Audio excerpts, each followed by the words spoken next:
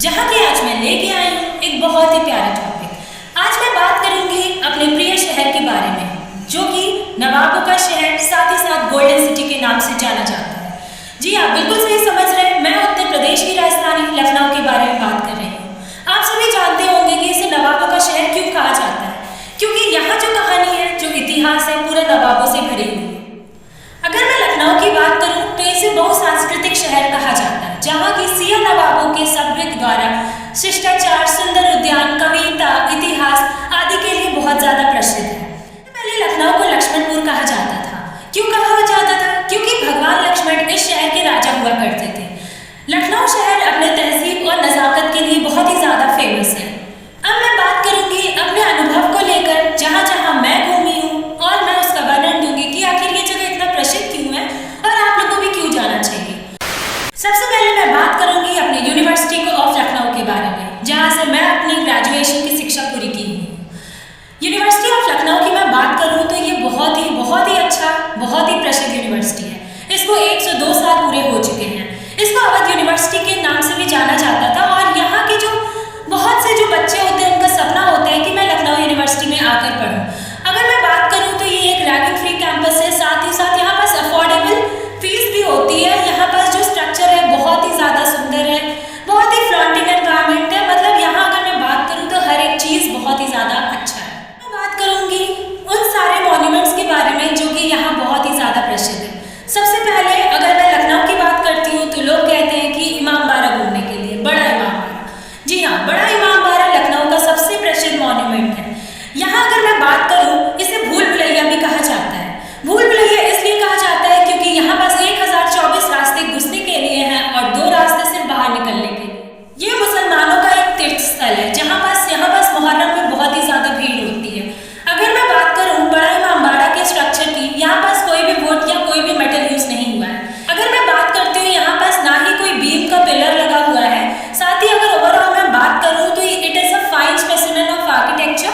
यहाँ पास बहुत ही unique style construction का है। अब मैं बात करूंगी छोटा इमामबाड़ा के बारे में। ये भी एक काफी खूबसूरत इमामबाड़ा है। इसे 54 साल लगे थे बनने में, और इस इमामबाड़ा को हुसैनाबाद इमामबाड़ा भी कहा जाता है। ये जो इमामबाड़ा था मेनली सिया मुस्लिम्स के लिए बनाया गया था मोहम्मद अली शाह द्वारा। अगर मैं बात करती हूँ इसकी खूबसूरती की, तो ये बहुत ही ज्यादा खूबसूरत है, जो कि चारों तरफ वाटर फाउंटेन से सजा हुआ है। साथ ही इसमें ये भी कहा जाता है कि जो वहाँ का पानी है वो डायरेक्टली गोमती नदी से आता है। अगर आप इमामबाड़े के अंदर जाते हैं तो आपको वहाँ पास एक रॉयल बाथ, साथ ही साथ प्रिंसेस का टूम, और साथ ही साथ आपको एक ट्रेजरी देखने को मिले। अब मैं बात करूंगी रूमी दरवाजा के बारे में, जो कि ये भी बहुत ही ज्यादा प्रसिद्ध दरवाजा है। जैसा कि आपको भी पता, हर एक चीज विरासत और वंशावली से रिलेटेड होती है। रूमी दरवाजा की भी कुछ ऐसी ही कहानी है। इसको कम से कम 238 साल लगे थे इस दरवाजे को बनाने के लिए। यहाँ पास इसे हम लोग गेटवे टू ओल्ड लखनऊ भी कहते हैं। साथ ही यहाँ पास लोगों को 1784 में अकाल की कंडीशन आने की वजह से यहाँ पास इस दरवाजे को इसलिए बनाया गया था ताकि लोगों को एम्प्लॉयमेंट प्रोवाइड की जा सके। ब्रिटिश रेसिडेंसी के बारे में, जो कि बहुत ही ज़्यादा पुरानी कॉलोनी है। अगर ब्रिटिश रेसिडेंसी की मैं बात करूँ तो 1857 के युद्ध के दौरान बहुत सारे सैनिकों ने अपनी प्राण की आहुति दी थी। कम से कम 2000 सैनिक यहाँ मारे गए थे, और इस परिसर में मतलब कहा जा सकता है कि ये एक अवध के बहुत ही बड़े युद्ध का एक भाग था। अगर मैं यहाँ बात करूँ तो यहाँ पास आपको बहुत सारी चीज़ें देखने को मिल सकती है, जैसे कि ट्रेजर हो गया, भोजशाला हो गया, साथ ही साथ म्यूजियम आप यहाँ देख सकते हैं, और साथ ही साथ यहाँ पास मेन बिल्डिंग भी सर हेनरी लॉरेंस का है। यहाँ पास अगर मैं बात करूँ तो ये पूरा एक ब्रिटिशर्स का कॉलोनी यहाँ पास रहता है। अगर मैं और भी मॉन्यूमेंट्स के बारे में बात करूँ तो आप बहुत ही ज़्यादा फेमस क्लॉक टावर, जिसे कि हुसैनाबाद क्लॉक टावर भी कहा जाता है, ये अगर माना जा सकता है कि जो लखनऊ का क्लॉक टावर है वो सबसे बड़ा क्लॉक टावर है पूरे इंडिया में। साथ ही साथ आप क्लॉक टावर के बगल में ही आपको मिल सकता है पिक्चर गैलरी, जहाँ की वाडियर स्टाइल ऑफ आर्किटेक्चर में बहुत सारे पिक्चर्स हैं। साथ ही साथ अगर और मॉन्यूमेंट्स की मैं बात करूँ तो आप बेगम हजरत महल, दिलकुशा कोठी और भी सारे मॉन्यूमेंट्स हैं जहाँ की आप घूम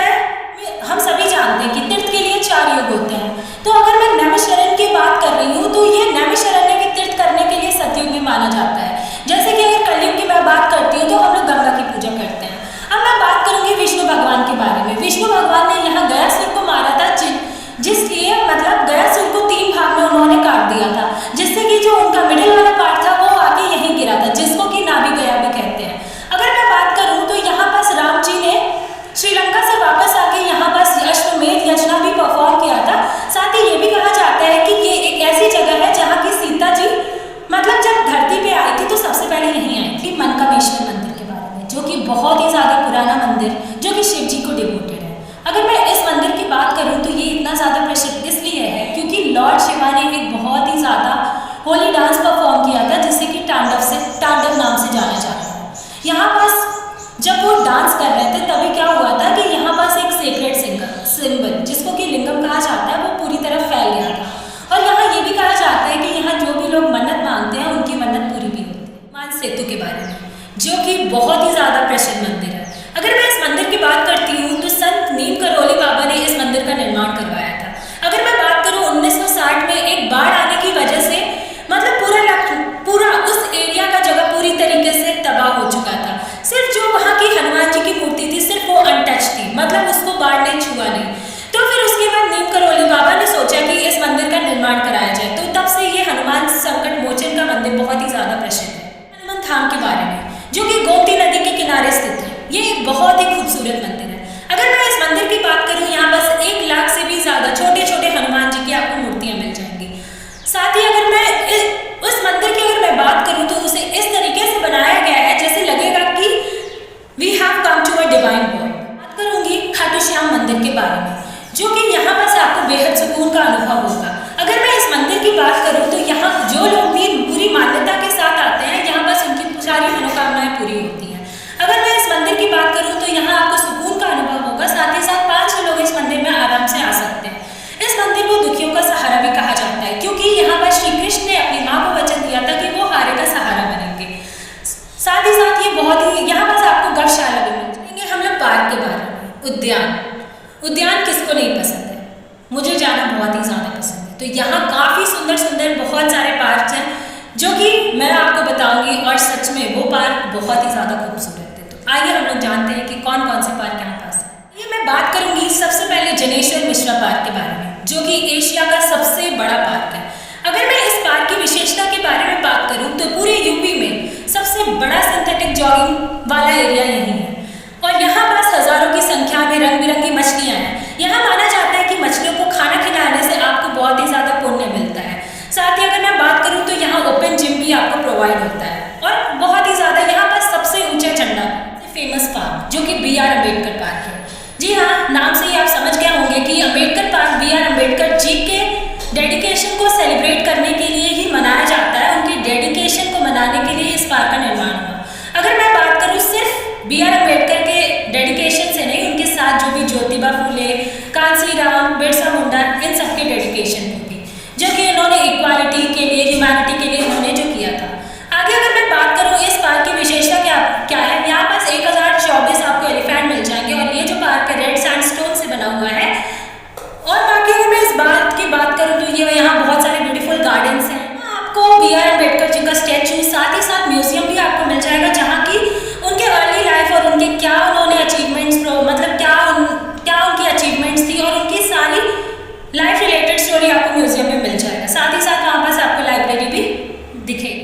जूलॉजिकल इको गार्डन जू, अगर मैं बात करूँ जू के बारे में तो ये 911 जानवरों का घर है। यहाँ पास आपको हर तरीके के एनिमल्स आपको मिल जाएंगे जैसे कि royal Bengal tiger, white Bengal tiger, फिर आपको बियर भी मिल जाएगा। साथ ही साथ मतलब यहाँ हर एक एनिमल का कलेक्शन है, जेब्रा, फिर ऑस्ट्रिच, बहुत सारे जानवर हैं। तो अगर आप यहाँ अगर आएंगे तो एक बहुत ही ब्यूटीफुल बटरफ्लाई पार्क भी है। तो ओवरऑल अगर मैं जू की बात करती हूँ तो बेस्ट प्लेस टू विजिट अगर आपका ड्रीम है कि मुझे ये एनिमल देखना है, वो गार्डन है।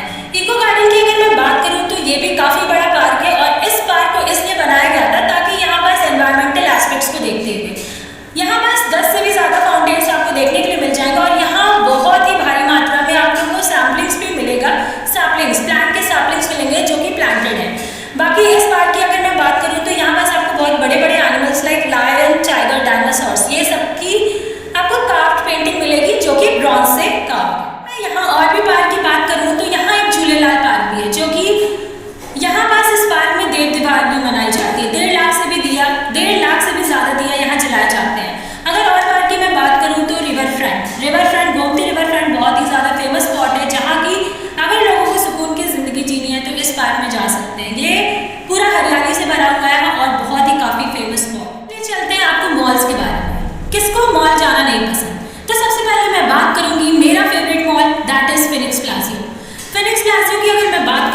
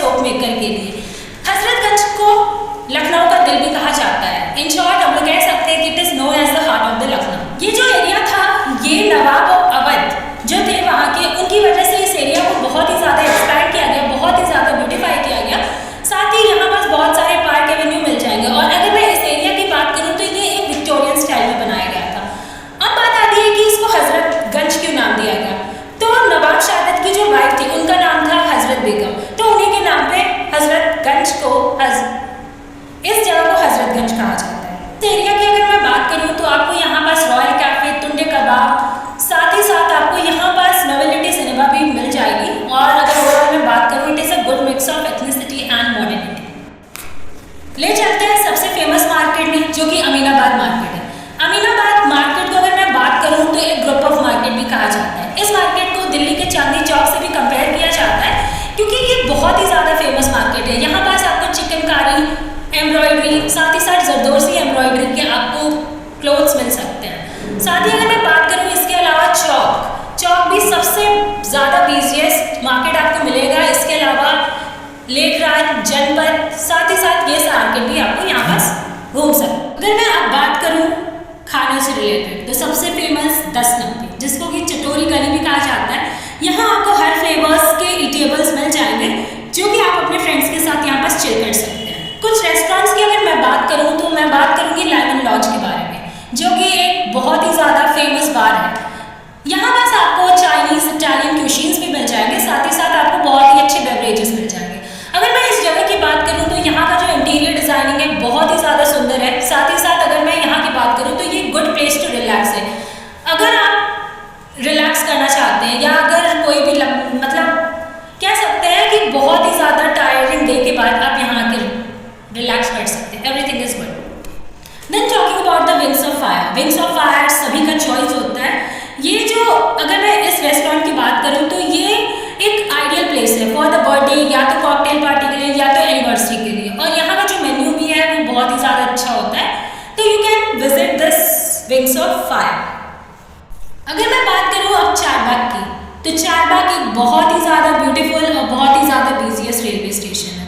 चारबाग की मैं बात करूँ, ये ऐसी जगह है जहाँ जवाहरलाल नेहरू पहली बार गांधी जी से मिले थे। चारबाग का मतलब क्या होता है? 4 गार्डन्स। तो रेलवे स्टेशन के जस्ट सामने बहुत ही ज़्यादा सुंदर गार्डन है जो कि टूरिस्ट को बहुत ही ज़्यादा अट्रैक्ट करता है। चारबाग की मैं बात करूँ तो ये मिक्स है अवधी का, राजपूत और मुगल आर्किटेक्चर का। It is the best place. तो ये सारी जगह थी जहाँ की मैंने एक्सप्लोर किया है और ये सारा मेरा पर्सनल ओपिनियन था। और अगर मैं आपको बात करूँ तो आप भी अगर लखनऊ जाइएगा तो इन सारे प्लेसेस को विजिट करिएगा, क्योंकि लखनऊ